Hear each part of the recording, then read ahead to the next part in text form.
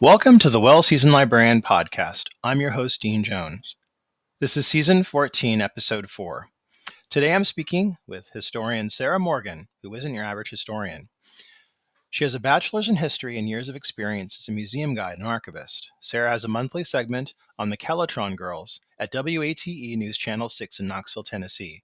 This keeps her connected to local audiences and her work with the American Museum of Science and Energy in Oak Ridge, which delves into the fascinating history of science and technology.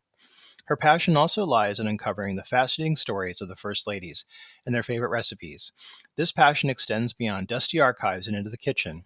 In 2019, a chance thrift store find, the First Ladies Cookbook, sparked a delicious journey. Sarah launched her Instagram project, Cooking with the First Ladies, with the ambitious goal of cooking her way through every presidential administration. She now creates engaging content for the National First Ladies Library, including videos packed with fun food facts, cooking tutorials, and historical recipes. Her signature program, Cooking with the First Ladies, is a unique crash course in American history. Participants get a taste of First Lady life, their biographies, accomplishments, and the cultural context of their era, all while learning to recreate one of her favorite dishes. Sarah's passion for history extends beyond the White House, too. She also explores lesser known stories like the crucial role of women in the fight for suffrage. Her program, Cooking with the Suffragettes, delves into the history of the 19th Amendment, highlighting the contributions of women like Abigail Adams and Anita Pulitzer. While there's no live cooking here, participants get recipe booklets featuring historically significant dishes from the suffrage movement. I'm now going to take you to my conversation with historian Sarah Morgan. Welcome to the Well-Seasoned Librarian podcast. I'm your host, Dean Jones. Today, I am very, very honored to have food historian and TV and YouTube personality Sarah Morgan on the podcast. Sarah, welcome for being on the podcast today.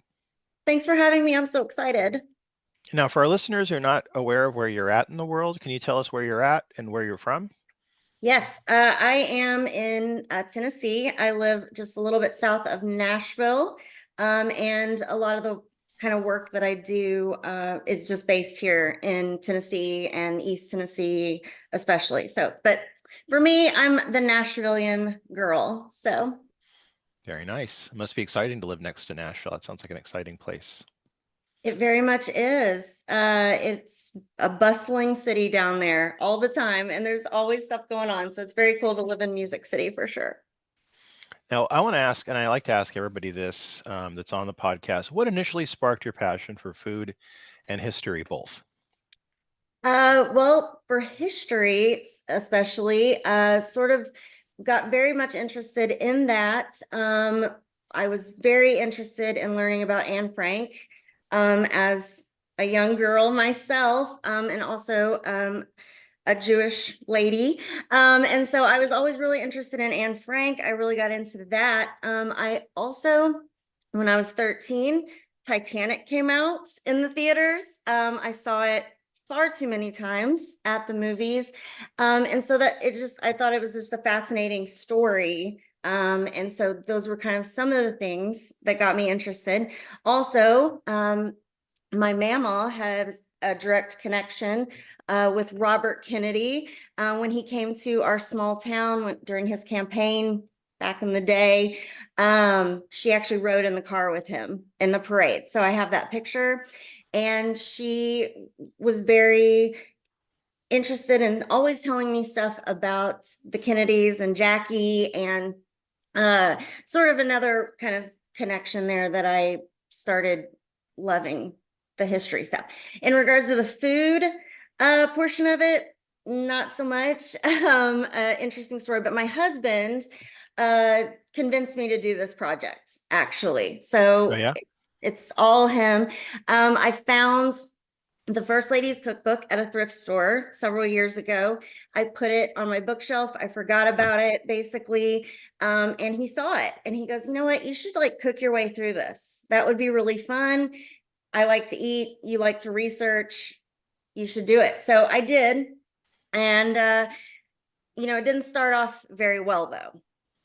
So the first recipe was Martha Washington's beefsteak and kidney pie. And being, as you said, an adventurous eater, I said, we're going to do it. I'm going to go buy beef kidneys up the road at the local butcher shop, and I made this beautiful looking beefsteak and kidney pie. I mean, it was the most gorgeous thing you've ever seen, really, honestly. I was so excited.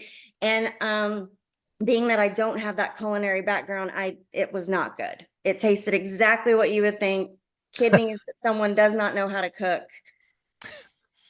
Yeah, kidneys are fiddly, and I even at their best, I don't care for them myself. I'll eat anything, but kidneys can kind of be off-putting if you've never had them before. Yeah. So luckily, a lot of the other foods have become, it's been better. But that first one, I thought this is a terrible project.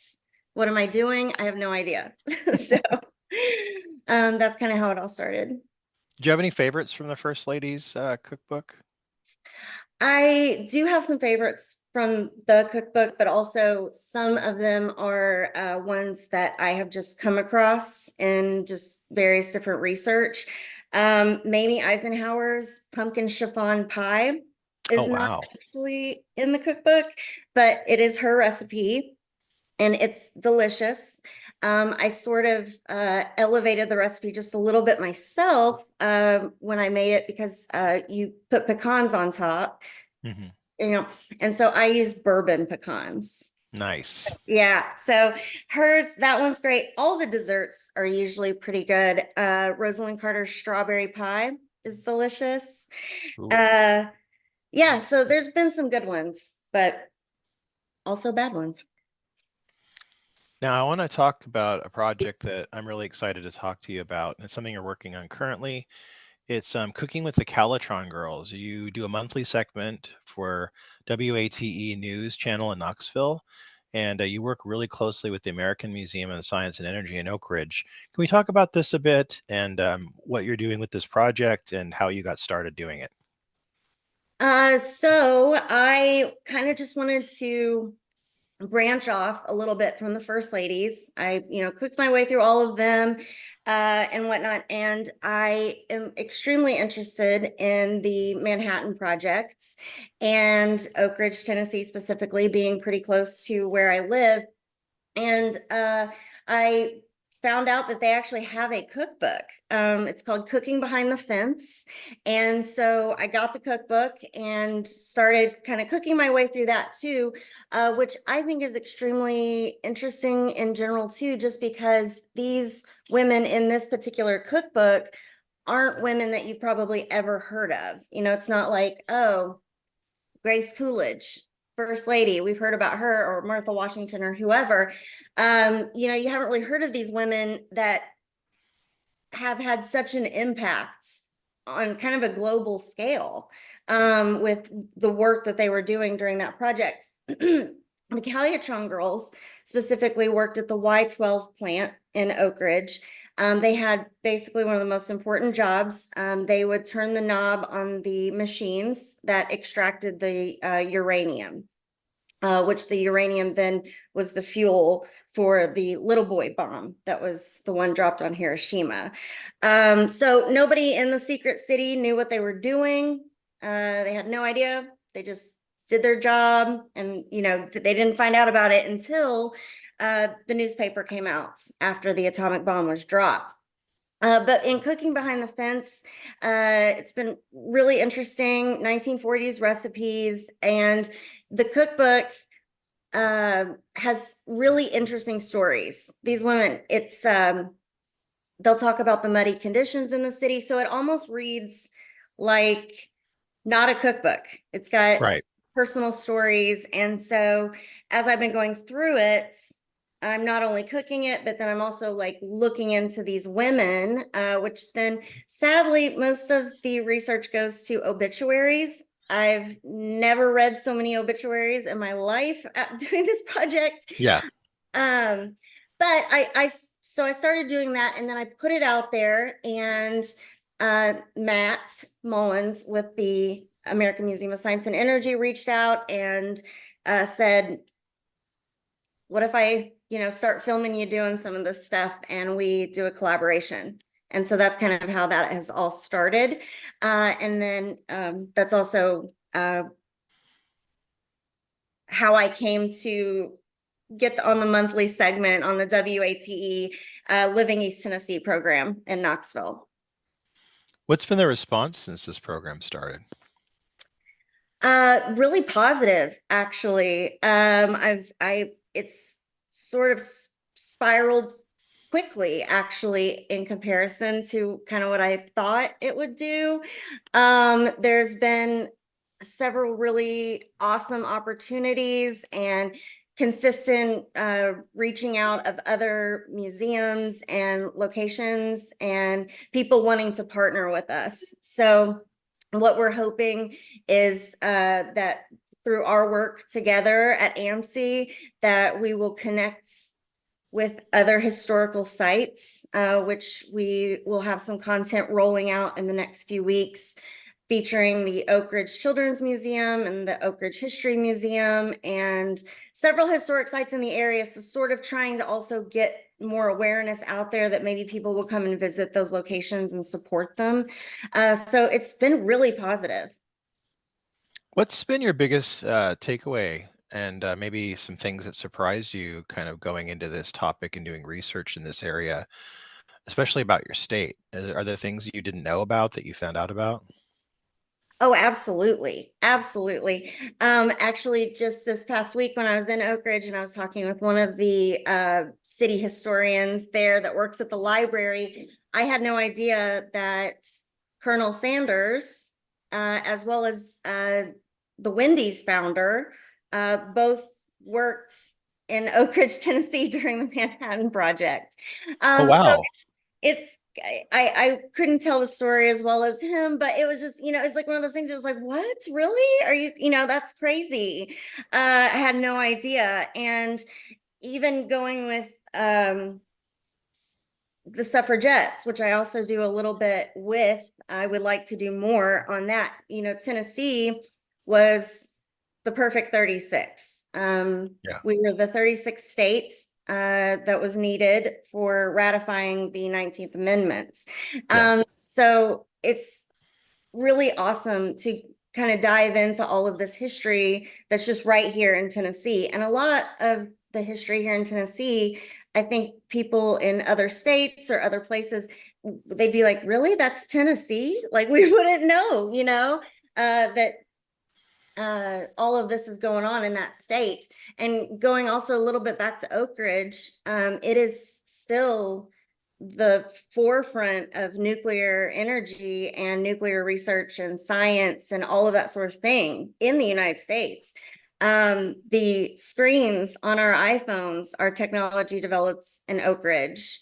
Nuclear medicine, it's fantastic what's still kind of going on, and you just would have no idea kind of in the hills of Tennessee what's going on. So It's wonderful. It's always really cool to find out things about your state you didn't really know and find out more about it. We don't really know often about our own state. Sometimes we kind of gloss over things, and it's so kind of cool to find out things like this.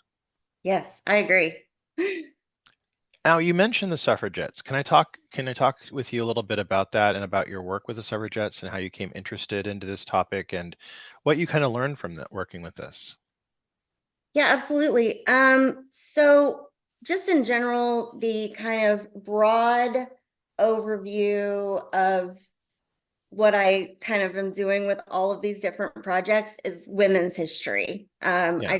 I love featuring women and, kind of putting those stories out there. And so, of course, the suffragettes is a huge part of women's history and here in Tennessee as well. So I is another one of those things. I'm like, oh, the suffragettes had cookbooks. So they used cookbooks kind of as a tool to try to help get that vote. They want, to be able to vote. So they use the cookbooks to sort of show men that they could be a part of politics. They could go out, they could vote and have these opinions, but they'd still come home. They'll make you dinner, they'll take care of the kids, they'll take care of you. It's fine. They can vote and do that at the same time. So they use these cookbooks as a way to do that. And so I learned about these cookbooks. I bought a couple of the cookbooks, and they're actually really cute in some ways too. They have really fun little recipes, if you will, that aren't actually recipes. They have a pie for a suffragette's doubting husband and things like that in there too. Yeah, so sprinkled in it is a little bit of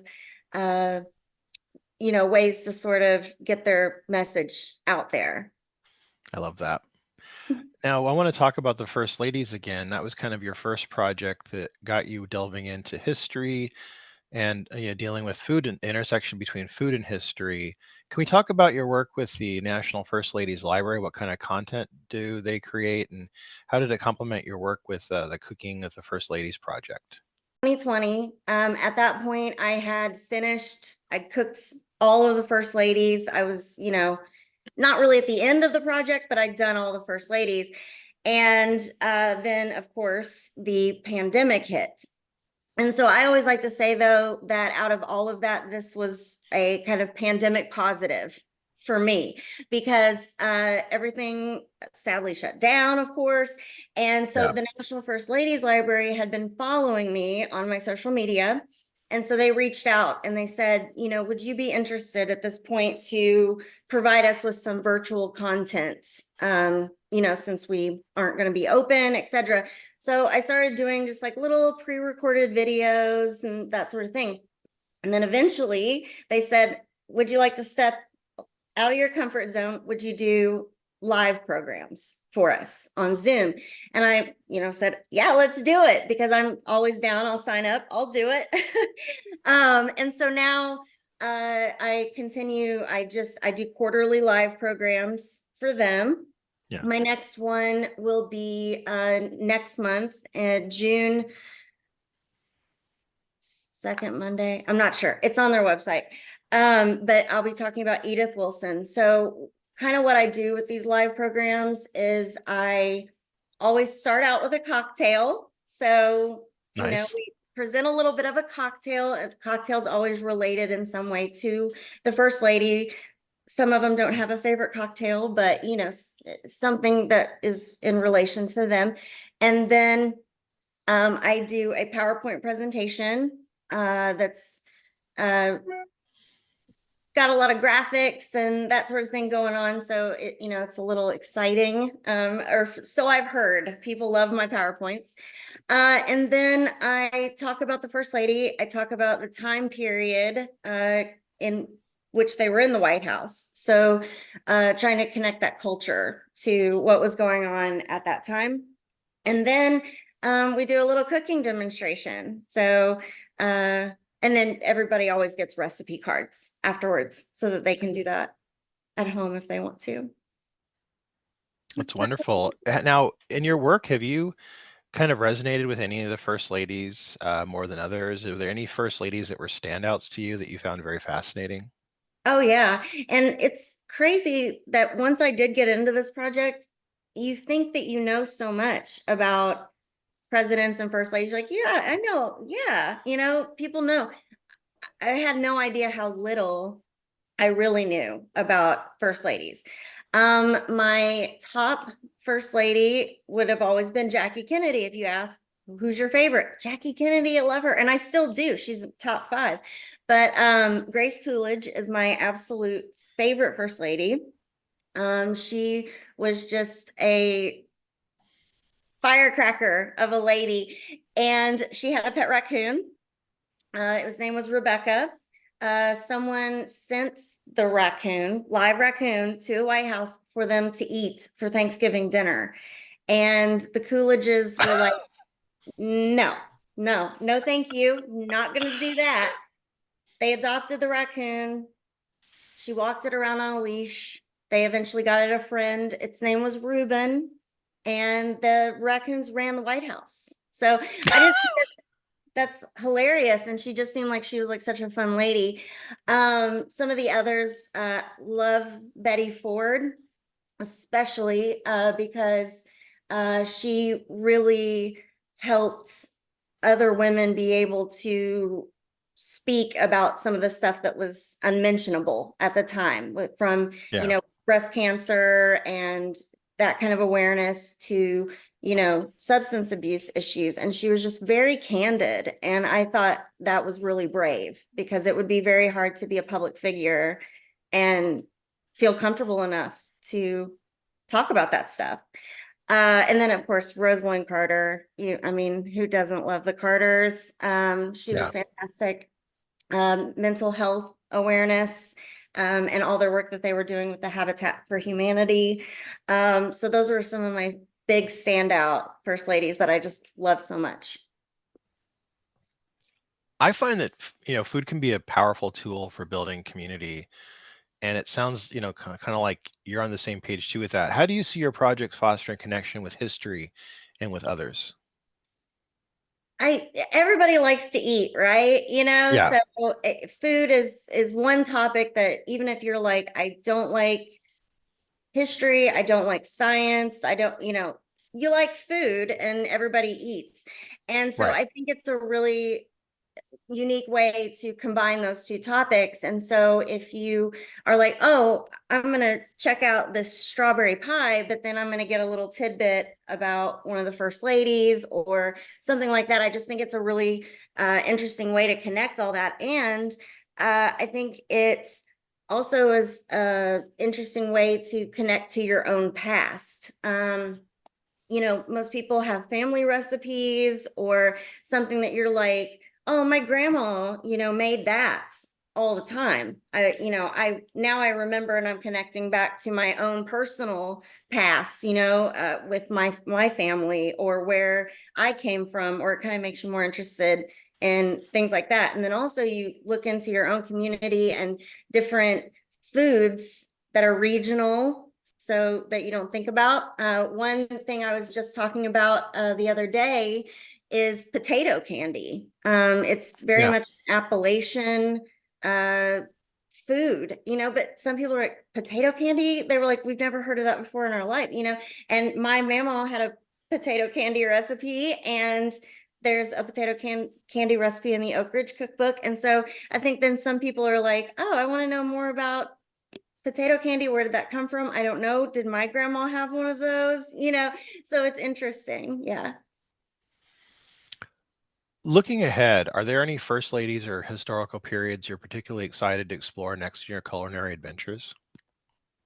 Yes. I am hoping to get to focus a little bit more on the suffragettes. I kind of just wrote that program up to present at History Camp Boston last year. So I would like to dive into them just a little bit more, and also to further Tennessee history and Tennessee women's history specifically. So that, and also the Roaring 20s. It's one of my favorite time periods. I love it. I would love to go into that a little bit more, and like cook with the flappers and that sort of thing. So probably might go in that direction at some point and in some capacity. One of the things we were talking about before we started recording, and I think it's something that I find very interesting looking at your blogs and stuff, is you've done a lot of different historical recipes, and historical recipes can sometimes be really in an undiscovered country. What are some of the challenges that you've had and mishaps, and can you mention any funny or surprisingly good recipes that you might have come across? Yes. And again, so no culinary background. So when I decided to do one of these recipes, especially one of the old ones, Google is my best friend. And that's also sometimes just, converting ounces to cups and all sorts of things. So there's a lot of mishaps that happen in my kitchen. It's usually a giant mess. And it's not uncommon for my mixer, the flour, just to like blow up and I'm covered in it. It's hilarious. We have one of those little cameras in the kitchen, like for the ring, and so it's sometimes really comedic to play that back and watch myself in there, because it usually does not go as planned. Um, in regards to really bad recipes, would be that beef steak and kidney pie. And then just in general, sometimes I get distracted and start doing something else and it burns. And the entire house will be like a smoke bomb went off and the fire alarms are going off and it's just crazy.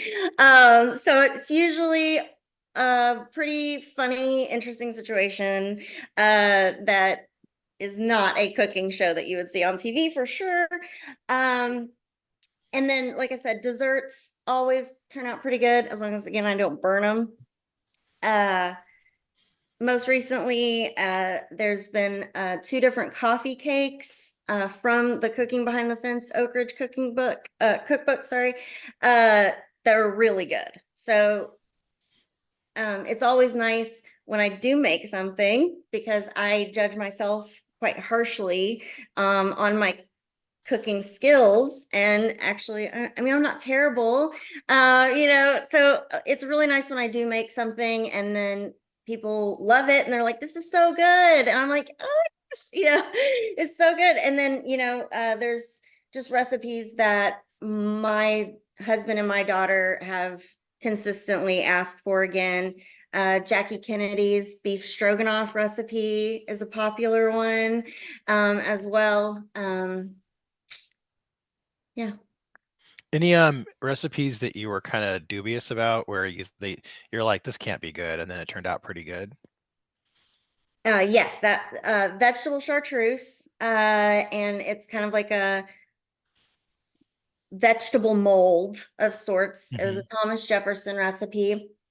Looks utterly disgusting, but it's like asparagus spears and carrots, and you put all this stuff kind of on the side of the baking pan, and then you pour kind of this gelatin stuff in it, and then it sets up, and it looks disgusting, but it actually was pretty good. And Yeah. that's one of my husband's favorites, actually, but it's like the weirdest thing to make, and it's just not something you would see in a picture and go, oh, I'm going to make that again. There's also ones that I haven't made at all yet. Dolly Madison, oyster ice cream. She had oyster ice cream. She had Oh, asparagus ice cream. oyster ice cream. Oyster ice Oh, cream. okay. Yeah, Oh, oysters. Yes. She supposedly gathered them from the Potomac herself, but that's all speculation. Uh, yeah. Asparagus ice cream, Parmesan cheese sprinkled on top of the ice cream. So even some of the stuff that I haven't made or haven't made yet, it's just interesting to look back and think that that's what they were eating in 1800s America, Who would think that you wanted oyster ice cream? Gonna pass on that one. So what's next for you? Uh, so, what's next? I'm hoping just to continue cooking behind the fence and going through that and working more with AMC. We are planning to do more filming, hoping to reach out to other historic sites, not just related to the Manhattan Project, but also, just Tennessee history in general. So planning on doing a lot more with that and that type of content. Also in regards to the Oak Ridge Project and in regards to eating interesting and weird foods, I will be making beef tongue and hominy from the Oak Ridge cookbook. So I'll see how that goes. I'm gonna already bet that it's gonna be about on par with the kidneys. And then the other one from the cookbook that is also exceptionally weird, and it's just me kind of torturing myself, I guess, if you will. I don't know, is brains and eggs. So I am going to be not working. I'm going to be working with one of the farms here in the area to get beef brains and make brains and eggs. It's a little bit of a process to be able to get brains Yeah. because you have to go through the USDA, which is, I mean, you definitely want to do that. You don't want diseased brains. Right. But so those are some of the weird upcoming things that I'm going to do in regards to food. So I do like to do some of those recipes that you would say, nope, I'm never going to do it, but I'm going to try it. I will try it, and I think it will just be kind of fun. Now, the one I won't do absolutely ever at all is fried squirrel. I will not ever do that, ever. Yeah. No. It is So, so cute. no, they're too cute. Yeah, I can't do it at all. No. Then beyond that, I will continue to do the quarterly live programs for the First Ladies Library, and hopefully just kind of continue making content and just passing that history on to people, and um, just see where it goes. Sarah, I want to thank you for being on the podcast. I've really loved getting a chance to talk to you, and I love talking about your projects. It's just it all is so fun and wonderful. Thank you for being on the podcast. Thank you so much for having me. I loved chatting with you. Thanks. That was my conversation with Sarah Morgan. We have links to her work in the bio. I hope you come back next week and hear us talk with more food historians, cookbook writers, chefs, and more. Until then, I'll see you at the library.